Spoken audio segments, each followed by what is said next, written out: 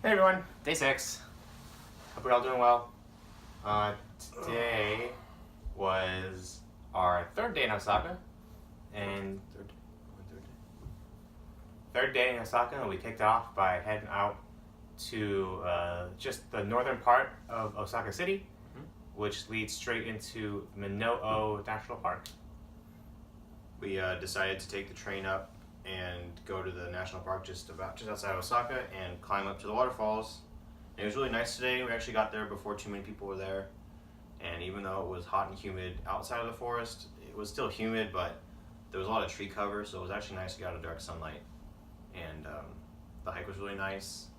It wasn't super easy, it wasn't super hard, but it wasn't very long, and it was just a nice nature walk. So it was good to go. Yeah, it was beautiful there. I guess they just recently got hit by some sort of typhoon, or there's a little bit of rains that caused some danger in some of the trails.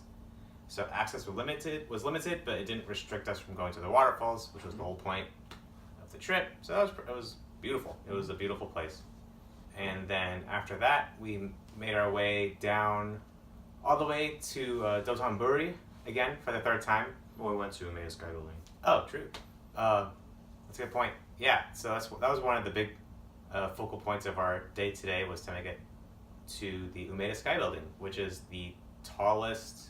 I think it's the tallest building in Osaka that you can actually get on top of.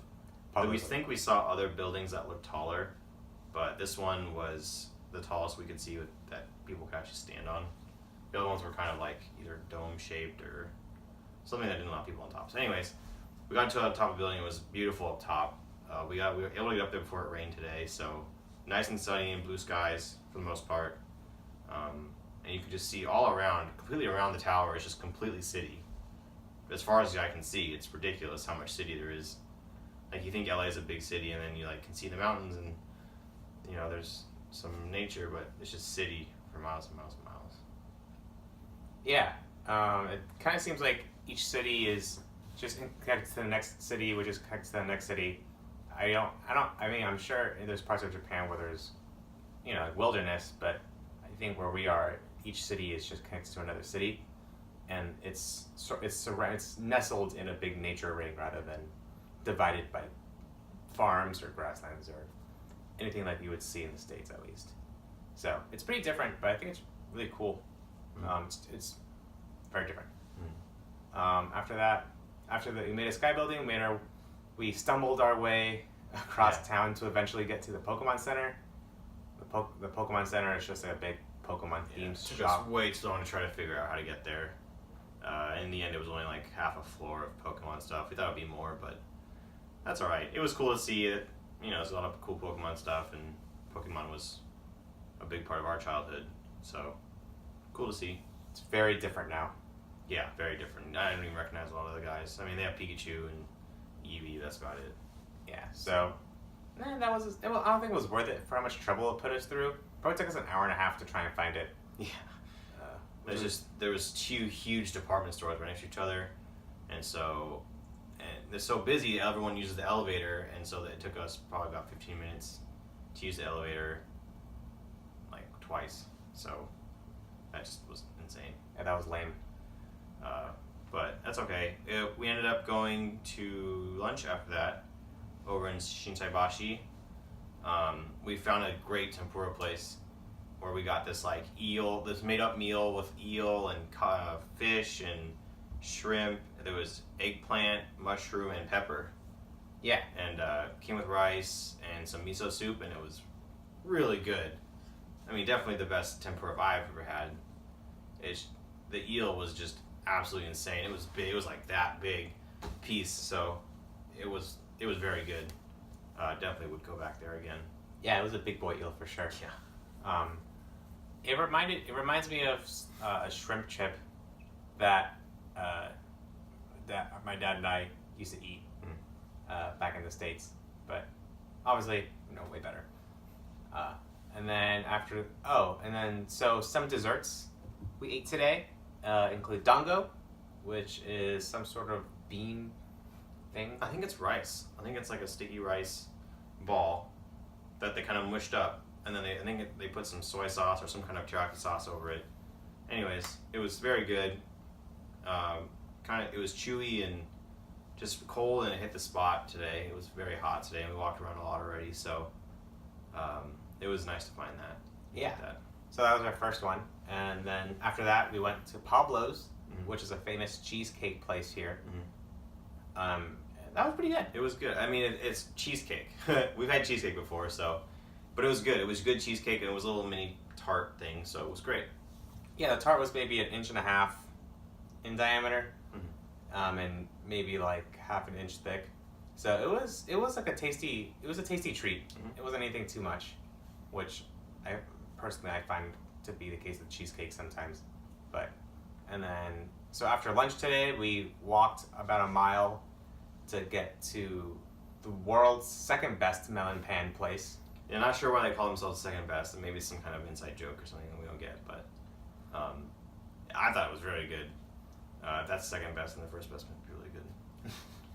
Yeah. So melon pan, for those of you who don't know, it's like it's like a half dome, or it's like a half sphere of bread.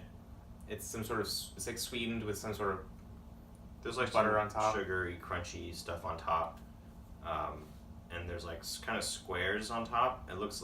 They call it melon pan not because there's melon in the bread, but because it looks like a melon that you could buy, like a cantaloupe. That kind of outside gray, not gray, like beige skin it has. It kind of looks like that. Yeah. But it was like soft. It's like crunchy almost and sweet on the outside, and very soft on the inside. And then what they did was they cut that bad boy in half, and they shoved some ice cream in there, Mm-hmm. and then they give it to you to Mhm. eat, and it was Eat delicious. fast because the bread's hot, and you don't want a milkshake with your bread. You want ice cream. Exactly. So that was really good. And so then after that, we made our way down to Den Town, or Nippon Bashi. which is pretty much the electronics slash kind of like the nerdy part of Dotonbori, I guess, to put it in a way. Mm-hmm. Lots of cool like cartoon stuff going on there. Lots of electronics. Lots of things that any kind of hobbyist might want to pick up too. Just lots of different parts and things like that. It was awesome.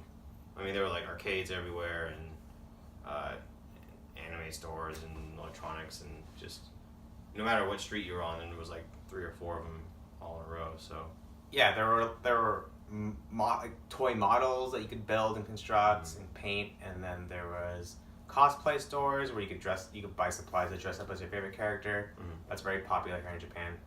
And then there's you can buy books, you can buy DVDs, you can play some video games in the arcades. Mhm. It was very bright and lots of stuff going on, and it was very different than the rest of like Dotonbori and Shinsai Bashi, kind of what's going on there. That's a lot more mainstream, I'd say, in terms of shopping and everything else that's going on. Yeah, kind of like something you could find anywhere in the U.S.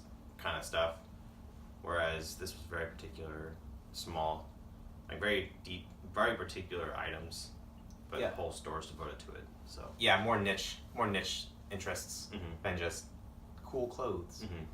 So that was, and then after that, made our way to so we came back home after that, back to the hotel, and we went to our favorite tonkatsu fast food restaurant here Mhm. again, with some thick cut pork menchikatsu. Mm-hmm.